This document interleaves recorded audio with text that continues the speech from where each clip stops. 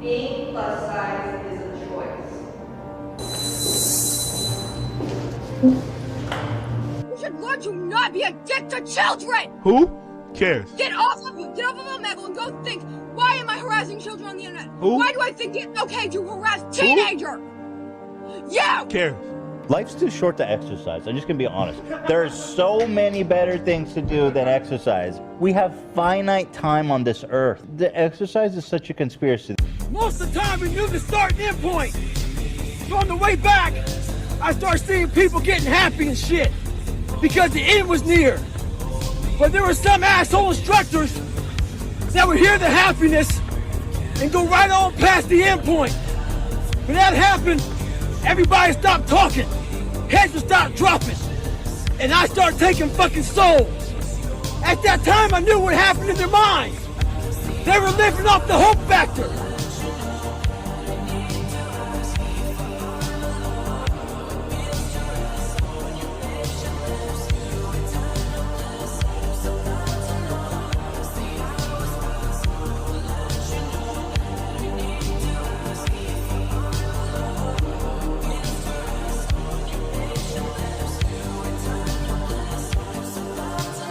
You start putting yourself in situations that suck, you'll find yourself. I was a fucking pathetic motherfucker, man. People cannot say that to themselves. We have to choose these great fucking magical words that make people feel good. Tell yourself the truth. And I started finding things that was comfortable. And the more things I found comfortable, the more uncomfortable my mind was. Because that voice I was telling you about, it always was there.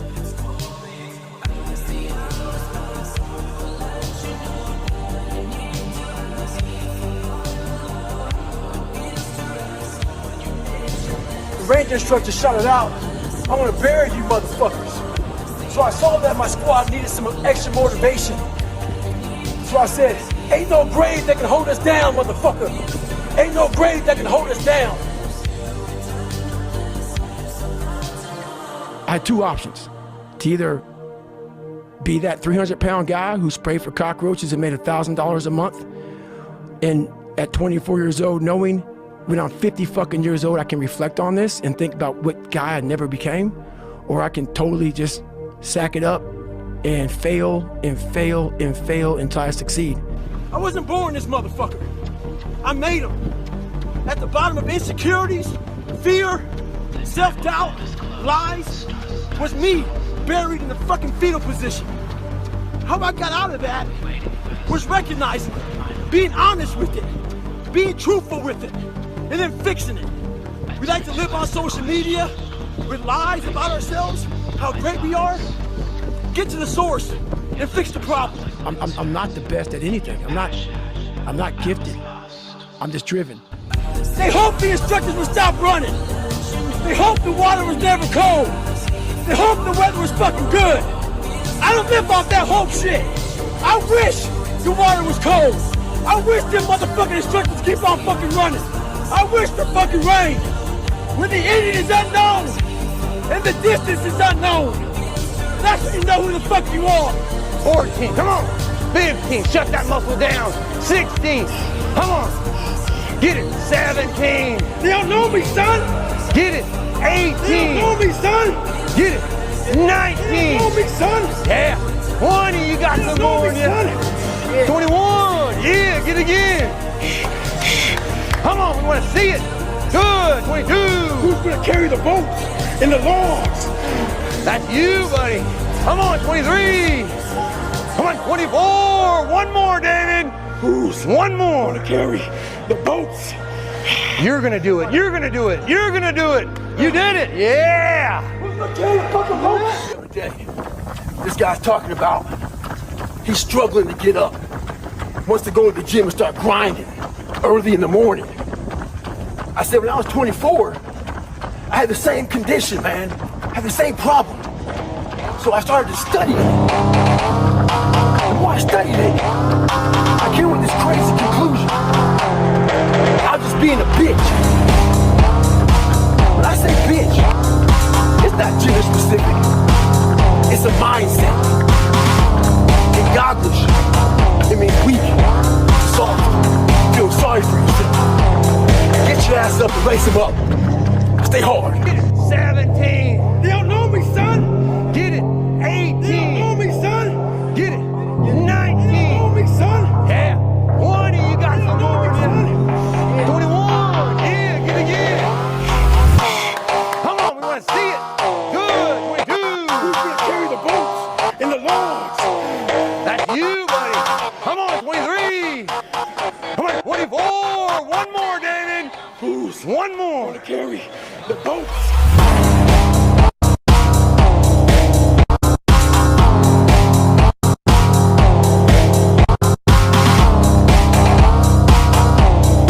What's wrong? You will never understand what is wrong with me.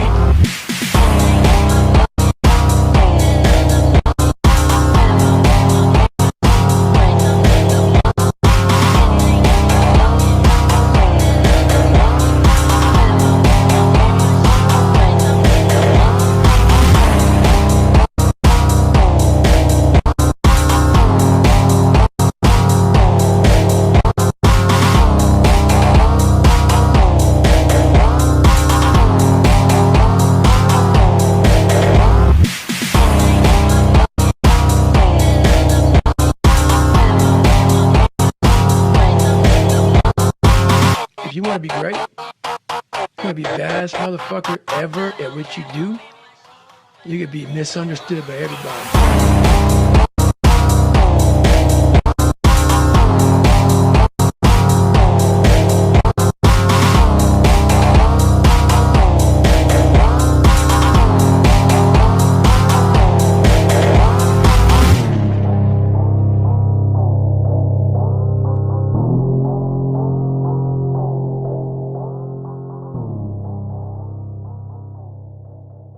So bad from having stretch fractures that the only way I could continue on was I taped it so I wasn't doing the flexor motion that activates your shins.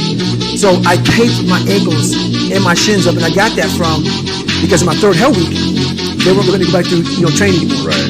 So I literally went through all the buds. My last SEAL training with stretch fractures and shin splints, and how I did it was I would tape my ankles all the way up to my calf every morning. So for the first hour, the pain was excruciating. But what happened is my feet were going numb. And I did that every single day for 6 months. Whoa. And that's how I got through my third hell week. And I was so broken from the first two that the commander said, hey, the CEO said, this is your last time to see me through. So my life. This last 30 miles of this race is when I realized a human being is not so human. We have the ability to go in such a space if you're willing to suffer, and I mean suffer. Your brain and your body, once connected together, can do anything. And this 30 miles was the life-changing moment. I was out of it. I was in the worst pain of my entire life. I was, to me, on the brink of death. And I was able to chunk this 30 damn miles into small pieces. I was so driven, and I'm not gonna say motivated, because motivation's crap. Motivation comes and goes. When you're driven, whatever's in front of you will get destroyed. So I sat in this chair and I was so driven to succeed in this race. And at this time, everyone was really thinking about the guys that died, and I'm not gonna lie to you, I wasn't. This became a personal thing. This became me against this race, me against the kids that called me nigga, me against me.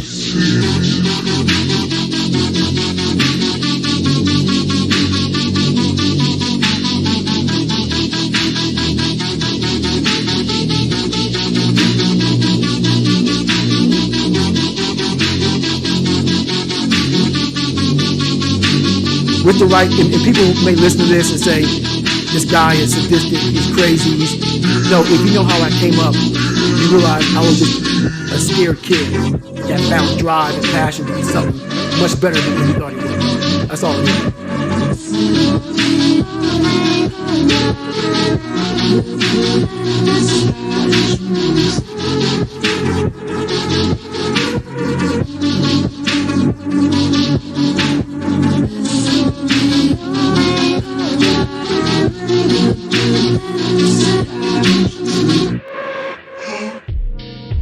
So I've been grinding lately. Had to go back to the fucking lab, readjust some shit in my brain, put a lot of miles in. every day, running over 20 miles a day, getting up early, going to bed early, eating the right shit. This last week started taking a toll on me. I usually don't think too much. Get my shoes on, head the fuck out. I've been thinking a lot. That internal voice has been talking to me. Talking about, oh man, you're tired. Looking at my shoes about 30 minutes before I put the motherfuckers on. Pushing back the time that I go out to go run. So I decided to tape record myself. That internal voice I put on tape. Sounds like a straight bitch when I listen to that motherfucker. So if you ever have a hard time out there, tape yourself. Listen to what kind of bitch you're being. Stay hard.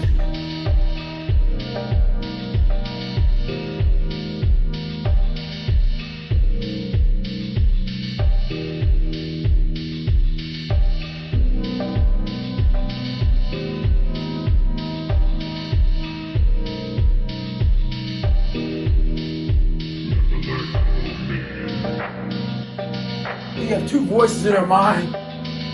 I've heard them. I hear them now. And they're real. It's that one voice. That voice I used to love to hear, that we love to hear. It's that soft motherfucker. That soft motherfucker voice that says, sleep the in. It's okay. It's that cuddling voice. You want to be hugged and nurtured and all that shit. That says, it's going to be okay. Well, there's another motherfucking voice that wakes you up in the middle of the night. It's not your girlfriend. It's that demon fucking voice that whispers in your fucking ear that says, get up, motherfucker. You're not fucking good enough. You gotta work fucking harder. You haven't put enough time in. It's that voice you want to run away from. It's that voice you don't want to hear. But guess what? It's that voice you need to listen to. Stay hard. Listen to the whisper.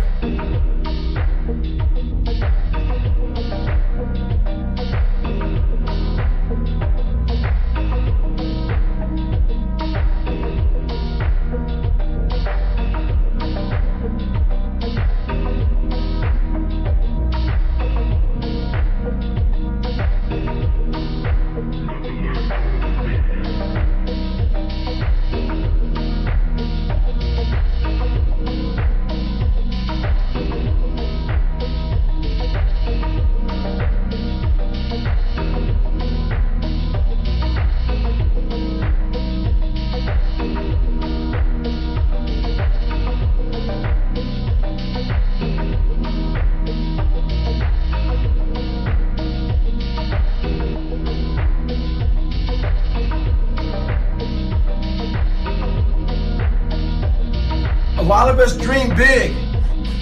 You should dream big. Dreaming big is important. So much want to be in special operations. So you have this big dream. You can see it so clearly, like it's right in front of you. You can go out and touch it. But the thing about it is, somewhere, if you dream big enough, somewhere down that journey, that dream becomes a motherfucking nightmare. And what happens in that nightmare, you start to have all these questions. Like, if you want to be in special ops, you may not be a great swimmer. You may just realize that I'm not a great swimmer. I'm not a great runner. You may start to fail tests, and all these questions start to flood your mind. Why am I here? I'm not good enough. Trust me, I know all about the questions. They will flood your mind. If you do not have the answers for them, you will quit. The answers lie in the repetitions.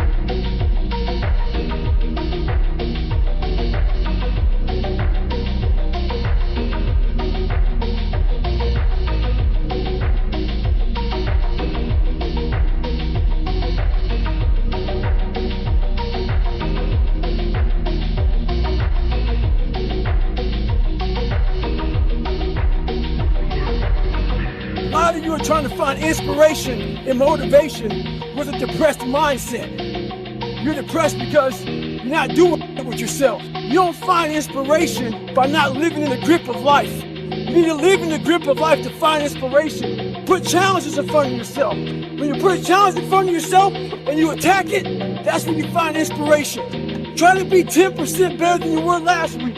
So if you're running 30 miles a week, run 33. If you're swimming 500 meters, swim 550. The more you walk away from accountability, the weaker you become. Find yourself in the grip of life. You can't find yourself by doing nothing.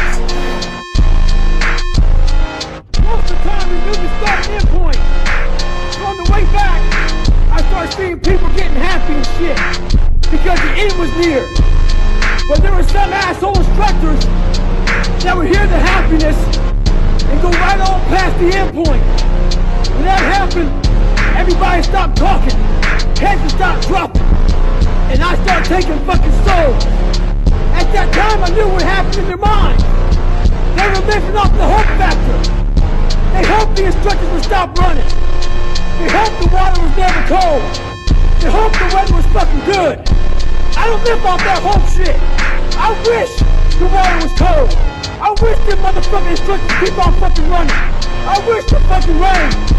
When the end is unknown and the distance is unknown, that's when you know who the fuck you are. 7, 8, 9, 10, 15 here. They don't know me, son. Get it. They don't know me, son. Get it. They don't know me, son. Get it. Who's gonna carry the boats and the lawns? Anytime you move from being normal to trying to be exceptional, people aren't gonna like that shit. Those normal people, it makes them feel like shit, so they'll judge you. And nowadays, it's very easy to be a fucking coward. Why? You got Instagram and shit. Most folks don't tell you to your face. They go online, they post about like cowards. Don't let cowards get in your fucking head. And last thing, make sure you do you. Stay hard. I wish the fucking rain. When the end is unknown and the distance is unknown, that's when you know who the fuck you are. Who's gonna carry the boats and the lawns? 7, 8, 9, 10, 15 here. They don't know me, son. Get it. They don't know me, son. Get it. They don't know me, son. Get it. Who's gonna carry the boats and the lawns? As time went on, I started realizing the more I did it quick, the more self-respect I gained. And the power was all mine. In life, it's important to do one thing. Many people will try to dehumanize you. It's up to you to find self-respect and dignity in yourself. You don't need a uniform to have honor. You need to have pride in yourself. Dignity. Stay home. And I watched this fucking show, Rocky. And I would fast forward with the little VHS tapes to round 14. Round 14 fucked me up like nobody's business. Why? This song came on, right? So when I bought the pull-up record, I listened to the song for 17 hours. It's 2 minutes and 13 seconds. And I'm able to visualize and dream like nobody's business. And I know that I can create a vision that many people can't. And I work for it. So the vision I had was when Apollo Creed beat the fucking shit out of Rocky, beat the shit out of him, he kept fighting. He was a dumb fighter, couldn't read, couldn't fuck, that was me. Couldn't read, couldn't write, just punchy, everything about him. And Rocky beat the or Apollo beat the shit out of him. He was in the corner and everybody was saying, stay the fuck down. And him getting up, Apollo Creed raised his arms up in the fucking air, turned around, thought he won the fight. He turns around and sees this guy getting up, and it was the face of Apollo Creed that changed my life.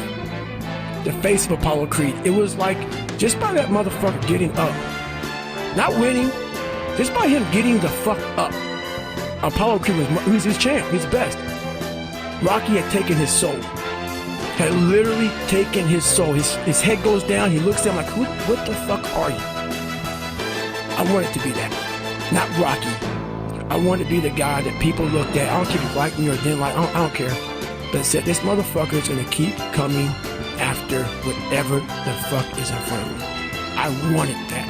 I wanted that worse than anything in the world.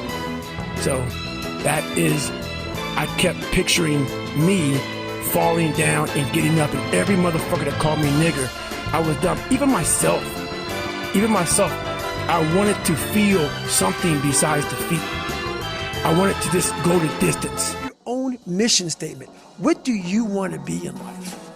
And once you do that, now you can work with somebody to get better. You can work with yourself to get better. But until you know what you want to stand for, you will always just be sitting down. You'll never stand for anything. The only thing that changes your fucking DNA is discipline. 90 degrees, 100% humidity. But who gives a shit?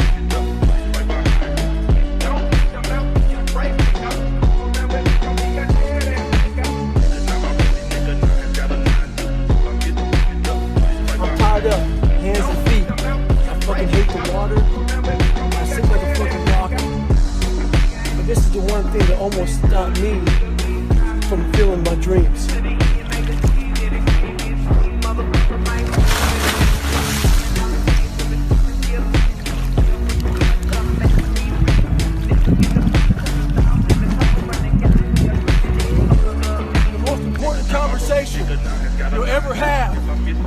is the one you have with yourself. You wake up with it, you walk around with it, you go to bed with it. Eventually you act on it, whether it be good or bad.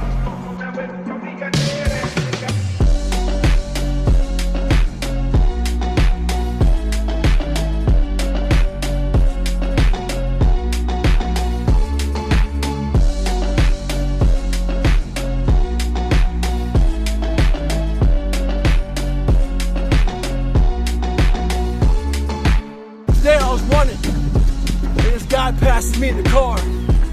It's about 100 degrees out here, 70% humidity. And the guy comes back around, looks at me. He pulls his car by me and says, "Why the fuck are you out here?" I said, "Because you're not." So if you ever have a hard time out there, take yourself. Listen to what kind of bitch you're being. Stay hard. It's so easy to be great nowadays, my friend, because most people are weak. Most people don't want to go to that extra mile. Most people don't want to find that extra because it sucks. It's miserable. It's lonely.